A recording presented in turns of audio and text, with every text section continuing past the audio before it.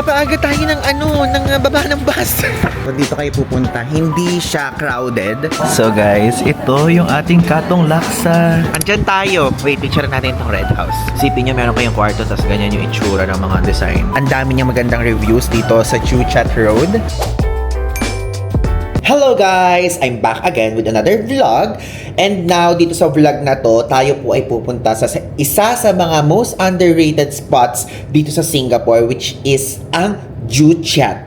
So, alam nyo, nung naghahanap tayo ng parang mga bagong places dito, isa ito sa top of our feed. Yung kapag kunyari magsa-search kayo ng new spots in Singapore, ito somehow yung nakikita ko na hindi super daming nagpo-post pero meron, okay? So ito po ay mapupuntahan nyo nearby Marine Parade Station. So mag-train tayo. Ano siya, brown line siya. And share ko lang sa inyo, nagagamitin na natin ang ating binili sa Mustafa Center. So if ever guys, kung di nyo pa napapanood, bumili tayo ng pabango sa isa sa pinakamurang bilihan ng perfumes dito sa Singapore sa Mustafa Center. Check natin. Ay, ang bango niya. Ang bango, guys. Ang bango. Kaya lang ADT to. Kasi kapag ka ADT, di ba medyo mabilis, mawala yung amoy. Though I don't know. Pero ano siya, ilang ml ba to? O, di ba? Gusto niyo yung dito pa ako naghanap ng ml kung ilan. Nakalimutan ko kung ilang ml, walang nakalagay. Ayan, 50 ml siya. 50 ml. And sa mga nagtatanong po ng bag, guys, meron pa rin nagtatanong hanggang ngayon, ang gamit po natin ay PackSafe. So if ever kung gusto nyo bilhin to, yung link ilalagay ko sa ibaba. Hindi po yan affiliate link or kung ano pa man, dahil hindi naman tayo affiliate ni PackSafe. Sadyang nagustuhan ko lang siya. And to be honest, pang Europe talaga tong bag natin na to eh. Kasi anti-theft bag siya. So basically, tingnan nyo ha. Meron siyang sarahan dyan. So, double pa yung lock ng zipper. Meron ng zipper dyan. May lock pa yung zipper. Tapos, meron pa na to.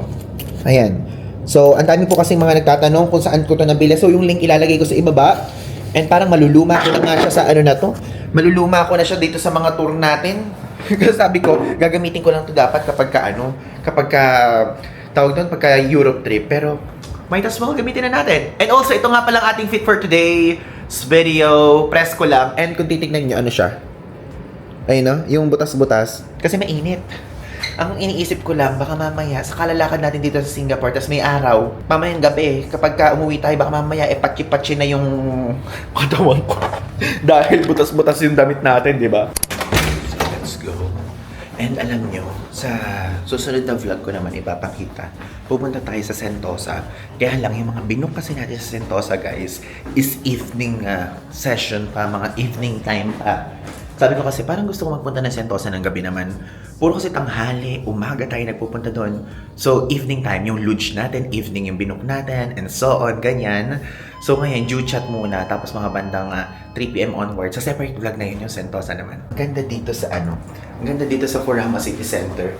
Yung front desk na staff, si ma'am, hello po sa inyo, saka si sir. Kapag kagabi, Pilipino yung naka-duty. Ganun. Ay, ayan o, ang cool.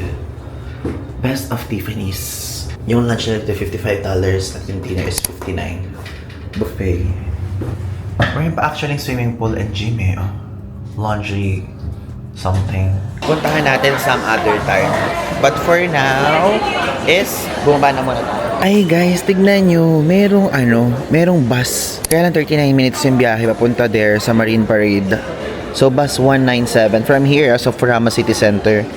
Pero ang tagal eh. Matagal din pala to. Ano ba? Try na tayo? Kasi dito sa hotel natin, merong passage puntang Clark Quay. Clark Quay. Yan, tapos Chinatown MRT. Guys, parang feeling ko mas okay kapag maganito na lang tayo mag-bus. No? Bus na tayo. Dito tayo guys sasakay sa bus stop na to. So basically, ito yung Furama. Ayan yung Furama City Center.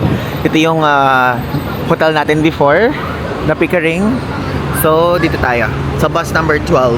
Ang pangalan ng bus stop na to ay Hong Lim PK. Yan. So, dito tayo. Sasakay. So, asan yung Marine Park dyan? Dito tayo bababa sa Beth PG Katong Road. Dito tayo guys. Pasakay. Guys, napaaga ako. Napaaga tayo ng baba ng bus. Ayun na, umalis na yung bus. Hindi pa pala dito yung bus stop natin. Napaaga tayo kasi nagsa-cellphone ako. Nag-e-edit ako ng video. Tapos sabi ko, parang ayun na. Kasi di ba may titik ng Kantuldok sa Google Maps? Napaaga tayo ng baba. Hindi dito. Ngayon, maghahanap tayo ng nearby station or kung ano pa man. Parang residential pa naman itong nababaan natin. Diyos ko. Malapit ba na train station dito? Hala guys, ang layo. Meron Tanjong Katong, pero malayo din. Wala tayong choice. Tayo maglalakad ng mahaba-haba. Buti na lang mahangin, ha? Kasi ay ba nag-edit ka habang nakasakay ka sa bus? Gusto mo ba maging multitasker? Kung kailan mahaba-haba ang araw, saka tayo napaaga sa mga bus stop. Ayan, naglalakad tuloy tayo ngayon. In fairness ang ganda ng residential area na to ng Singapore. Singapore? Apat, Ivan? Ang ganda nung flat or condo na to. Peach Garden ang name. Pero alam nyo, since di ba nga, residential area nga to, meron kasing kasabihan dito. Totoo naman siya, hindi siya basta kasabihan lang. Kapag ka nag-own ka ng land dito, like yung talagang nakatayo yung bahay mo, mayaman ka. Yung talagang may bahay ka ng mga ganyan, ganon. Mayor Road, kung saan tayo napaaga. Yun ang pangalan nakikita ko sa mga signages. Hey! Ayun na yung train station! Woo! Andito na ngayon tayo guys sa Tanjong Katong. So bigla tayo mapasakay ng train. Actually malayo kasi yan eh. Malayo yung pagitan na yan. So sumakay tayo from here. Isang stop lang, then Marine Parade na. Ito usually yung pinakabihira nating masakyan. Like itong brown line.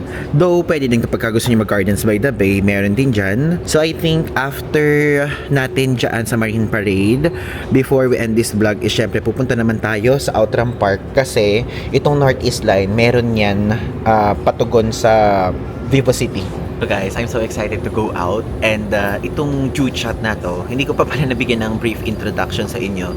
Ito, underrated spot siya, madaming mga Peranakan na houses dito, ganyan. And also, yung mga Starbucks dito, siya lang yung may Peranakan style dito sa Singapore. And also, madami din dito mga cafes, mga restaurants, ganyan. And dito din matatagpuan yung sikat na Katong Laksa. And napakadaming mga nagsasuggest nun sa atin even before. Ngayon, let's go. Puntahan natin.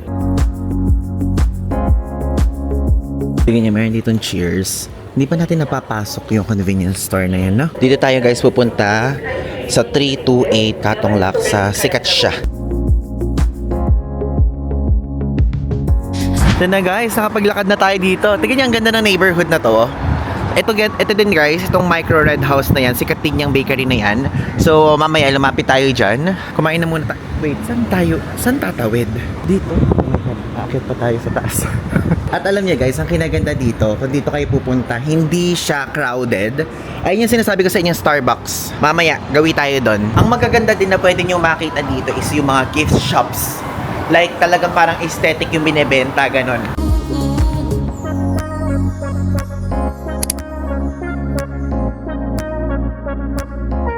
Ito guys, yung sikat. 328 Katong Laksa. Let's eat inside. 328 Katong Laksa. Picture natin muna. Tingnan niya, Michelin siya. Guys, ito yung laksa nila. So, yung small, $7.30. Okay, sig-order tayo. Ayun guys, yung mga ibang binibenta nila. Meron silang siomai, $4.50. Bestseller nila to laksa. Yeah, thank you! Tapos ito, bumili tayo ng longga na drink. $3 siya. May fresh lime juice din. Nagpadagdag tayo ng soft-boiled na egg. Ayan, full house guys. Gusto ko sana dito sa loob. So guys, ito yung ating Katong Laksa. Tignan nyo guys, halatang kakaiba siya kumpara sa mga nabibili natin sa mga airport, ganon. Bestseller yan guys. Tapos nagpalagay tayo ng egg. Tapos mayroon ding longan drink. Kaya lang yung longan drink nila parang, alam niyo yung nakazesto na. Yung parang gawa na, hindi yung kanya-kanyang gawa sila. Okay, so magkano binayaran natin? Ang binayaran natin ay $9.50 para dito sa isa na yan. Tapos bumili tayo ng longgan, $3 ito. Okay, let's taste it. Okay, so unang tikim dito sa super hype sa social media na Katong Laksa.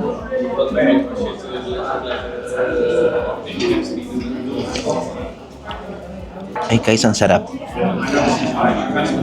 Ang sarap. Ang sarap niya. Pero ang anghang. Ang sarap pero ang anghang. Pero okay lang. Ang linamnam niya guys, alam niyo yung creaminess. Ang sarap. Tapos meron siyang laman. Wait, di ko mailapit baka tumulo eh. Teka, ito nakikita niyo naman. Meron siyang laman. Hindi tinipid. Duwang mahal din kasi, 9.50. Ang sarap. Parang yung nakakain ko yung nasa tahong o oyster or something. Ang sarap. Guys, the best. The best to. Guys, worth it. Worth it puntahan.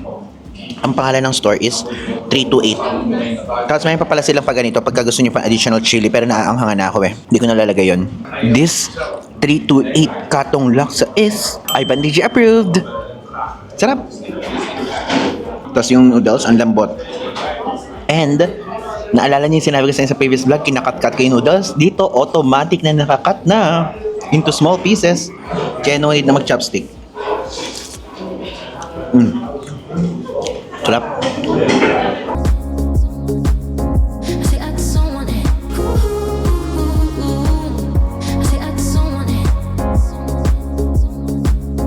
That's it, the egg. Sarap. Yung egg niya guys, yung parang sa mga ramen sa Japan. Konti nga lang yung available na seat sa loob. Buti na may umalis na nung paupo na tayo. Pero meron sa labas, ito. May mga upuan dito, pero ang init. Imagine niyo ang init na sa paligid. Ang init na ng labas. Tapos sa labas pa, mainit yung kinakain nyo tulad nito.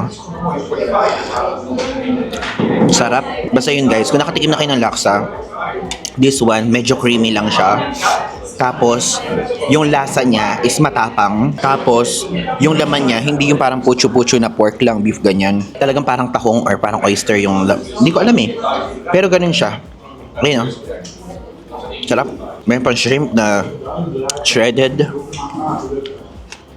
So guys, tapos na natin kainin. Hindi ko na pinakita yung entire pagkain natin, syempre. Ang sarap niya, worth it. Ito, perfect. I highly recommend this one. But this one, yung longgan, hindi ko siya type. Hindi siya yung tulad dun sa natikman natin sa Thailand. So parang masyadong commercialize yung lasa na ng longgan na to. Pero pwede pa rin naman siya. Pero yung sarap factor, hindi ko siya nasasarapan. Tapos tignan nyo, hindi ko na din siya nilagay itong 328 Katong Laksa. I mean itong sambal chili. Hinayaan ko na lang kasi guys, hindi pa hindi pa to naka-chili pero sinisipon na ako ganung level. Maanghang na rin siya ng slight. Ngayon guys, isa-isahin natin itong nakatanto sa atin. So pupunta natin yung Cat Socrates, Peranapan Houses, and kung ano pa man yan. Let's go. Basically guys, this vlog is para siyang magiging food trip na atake, ganyan. Kasi hindi naman tayo pwedeng pumasok sa mga coffee shops and mga bakery na wala tayong bibilin. Hindi tayo ganon. So, ang mangyayari, pupuntahan natin mga famous spots dito and pwedeng i-consider nyo, tapos idagdag nyo sa itinerary nyo.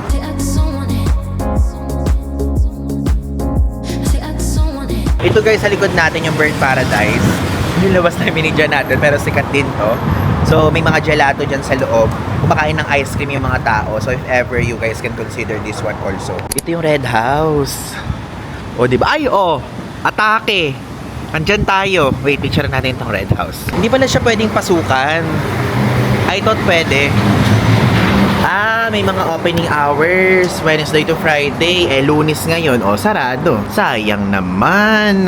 So ito, check nga natin yung info dito. A familiar community landmark in the East Coast, the Red House was also commonly known as Katong Bakery and Confectionery Call. Okay. So yun.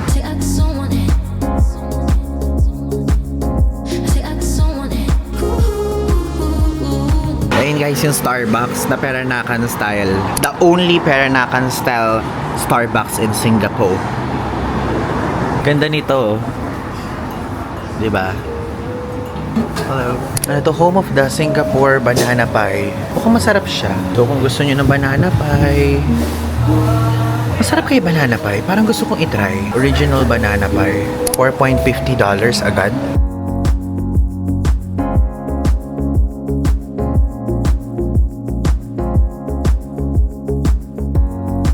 nyo guys, ang cute ng alley na to. Meron dito Singapore Visitor Center. At Kim Chu Kue Chang. Binibenta nila yung mga own nila products. Ito, nahanap natin isa sa mga TikTok famous, Hi Gelato.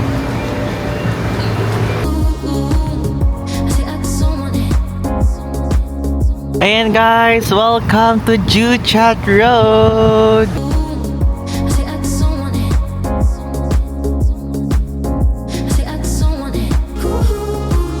Lapit na tayo sa Cat Socrates. Ito yung sikat, Cat Socrates. We collect beautiful things. Pasok tayo. So, para mapapabili tayo dito. Diba? Let's go. Thank you. Ganda ng mga products dito. Ang cute. Very aesthetic.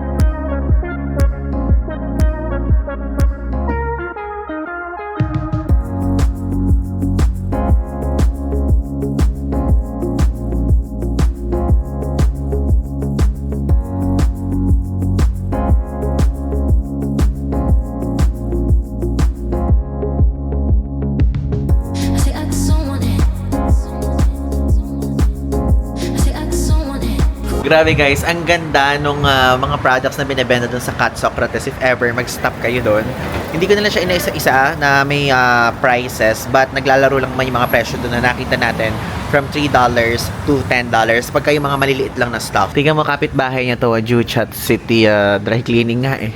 Pero ang cute, tingnan niya, may miniature na Coca-Cola, Pepsi, food. Ayan. Ano naman to? Mga motor. Custom motorcycles. Diba ang random? Ito naman, coffee. Welcome to Crane. Check natin. Pasok lang tayo. Ay, ang lamig. Ganda oh. Isipin nyo, meron kayong kwarto, tas ganyan yung itsura ng mga design. Or mga naka-display. Ito oh. Ayan. Grabe, Kokoy Lim, kung nanonood ka sa akin ngayon, very ikaw to. Yung nandito sa Juchat. Very personality mo.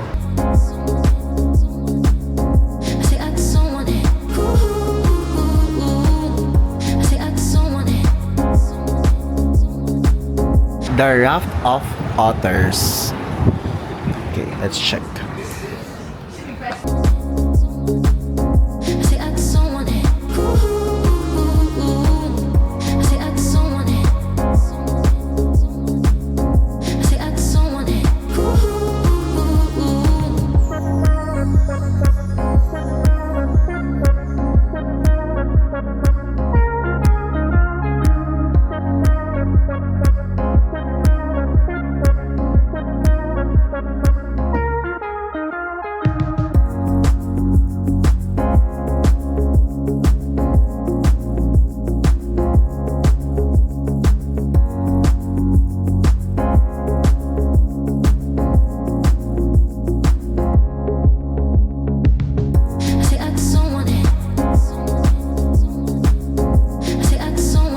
Guys, ang daming shops talaga dito. And alam nyo, meron pang mga ibang shops na opening soon. So if ever kapag ka nagpunta kayo dito, meron pang mga coffee shop na bago na lalabas. So might as well guys, talagang i-add nyo to. Parang ang chill yan. Tapos parang ang refreshing kasi kakaiba siya dun sa usual na pinupuntahan nating lahat. Kapag ka kunyari nasa Singapore, syempre pupunta tayo sa Sentosa, pupunta tayo sa mga Chinatown, Bugis, ganyan. Ito, kakaiba siya. Kumbaga parang Hindi siya yung usual na nakikita natin. Cute naman ito. Hi! Hi! Ano to? Hotel ba to?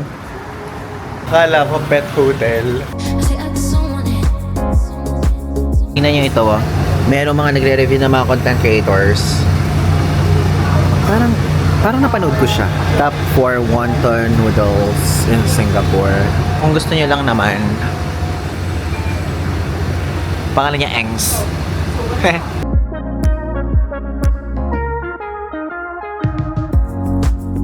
Guys, nadaanan lang natin.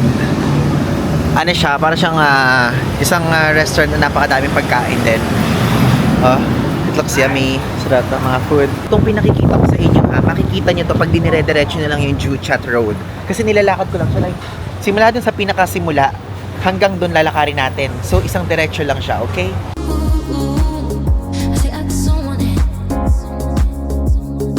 Ito guys! Napuntahan na natin yung Peranakan houses! So may ginagawa lang doon sa gitna. Diyos ko, medyo tuloy parang nabungi siya ng slide. Pero gusto ko lang i-share sa inyo guys na yung Peranakan, ang ibig sabihin niyan, yung distinct cultural group sa Southeast Asia. So mainly, makikita niyo yon sa Singapore, sa Malaysia, sa Indonesia, ganyan. Wait, mas maganda pala sa side na to. Diba, atake? Ang ganda. Basically guys, yung mga Peranakans is descendants sila ng mga early Chinese migrants na nagpunta sa Southeast Asia. And I think ang tagal na siguro nito, no? Mukha siyang yung mga pintuan niya. Alam niyo yung mga pintuan na, ano tawag doon? Hindi ko ma-explain, pero yung mga pintuan na pinagbubukasan natin sa Uzbekistan, yung parang dalawang pintuan na gaganunin na kahoy. Ganun. So magkatapat siya, isang hilera to. So kung gusto niyo mag-picture dito, kasi alam niyo, hindi naman tayo kasi yung tipong aesthetic person, pero kayang-kaya siyang gawa ng paraan. So i-type niyo lang sa Google Maps, Peranakan. So makikita niyo na to, Peranakan houses. Ayan. Actually, sa ganda to nasa likod natin, Super pastel color, super aesthetic.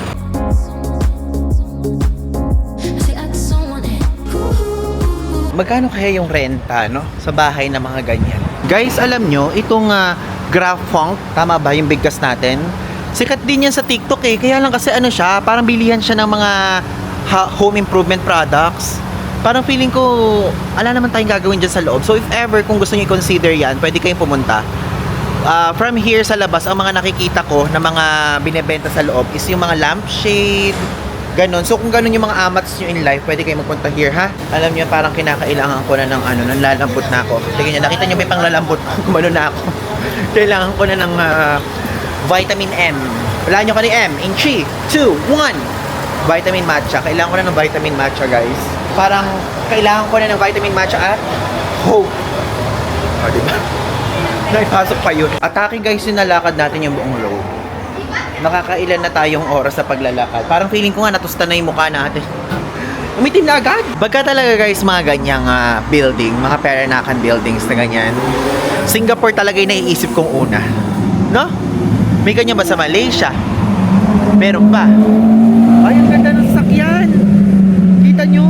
Ayun na yung color orange. Alam nyo ito, meron ako i-share sa inyo. Though, hindi ko pa siya gagawin or what. Pero napakadami kasi nating mga friends. Like literally, ang dami talaga. Ay, ba't di ka kumuha ng car? Sinasabi ganun sa akin. Though, gusto ko kung kunyari family car, ganyan. Pero yung kunyari personal car, hindi, parang feeling ko kasi hindi pa siya practical sa atin. Why? Number 1, lagi tayong wala sa Pilipinas.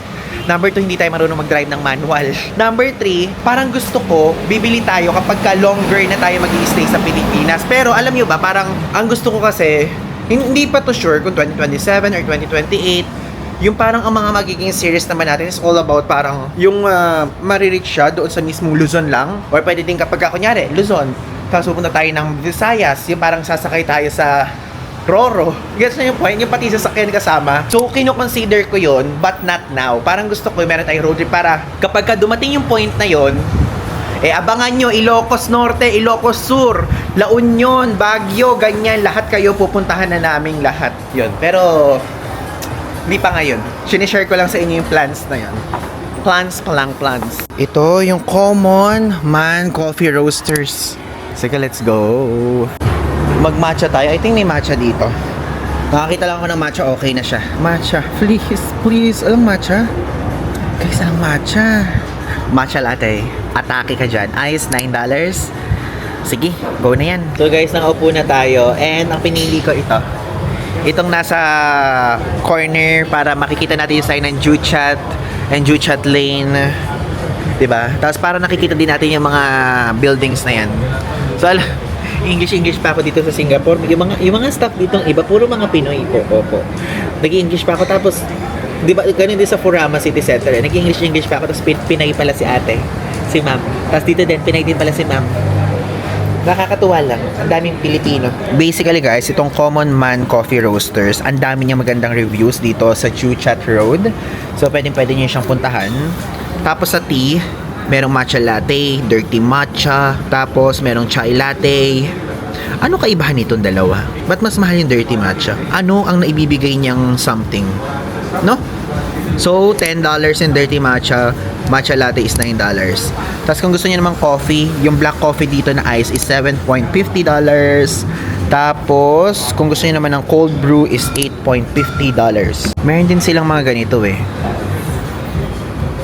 Though kumain na kasi tayo. So sige, try natin mag-matcha tayo tapos isang herb fries, I think. Na, ang mahal naman ng herb fries, $10 agad. Yung steak fries naman, $36. Ang mahal ah. Okay, sige, yun na lang tayo. Okay? Tapos sige nyo, don't forget to drink water and get some sun. Diyos ko, kota na po ako sa sun. Please, huwag na tayo mag-sun-sun na ganyan. Water na lang. Hello, one dirty matcha, please, iced. Ice dirty matcha? And one herb fries. Okay. Yeah, that's all. Thank you. Guys, ang dami pala nung fries. Diyos ko po. Kaya pala ganun ang presyo. Ang dami.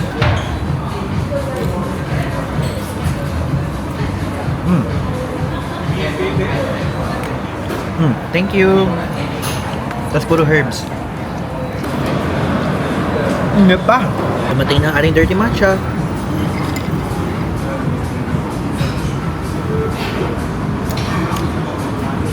May kape palang kasama yung dirty matcha.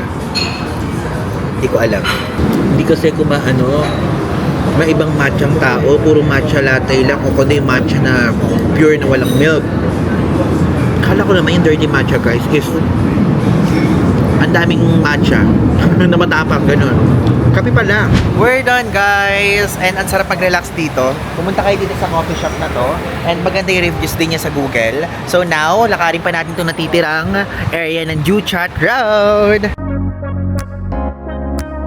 Okay guys, so ngayon tatapusin natin itong vlog na to. Maraming salamat for watching our Juchat episode, which is super quick lang and isang super underrated destination dito sa Singapore. At dito ngayon tayo sa Eunos ba to? Uenos? Japan? So ayan po, andito na ngayon tayo sa Uenos o Eunos. Hindi kasi tayo nakakarating dito sa part na to sa Singapore, so hindi ko alam kung anong tamang pagbigkas dyan. But yun, from here, pupunta na tayo dun sa Vivo City para explore naman again ang Sentosa. Meron tayong mga binok doon na activities at abangan nyo yun sa susunod na vlog. Maraming salamat po if ever kung hindi pa kayo nakasubscribe. This is the right time to do so, okay? And also, guys, if ever kung hindi pa kayo nakafollow sa ibang social media platforms natin, gawin nyo na. Ito yung mga social media platforms. Again, I'm Vanessa po. So, yun lang. Thanks!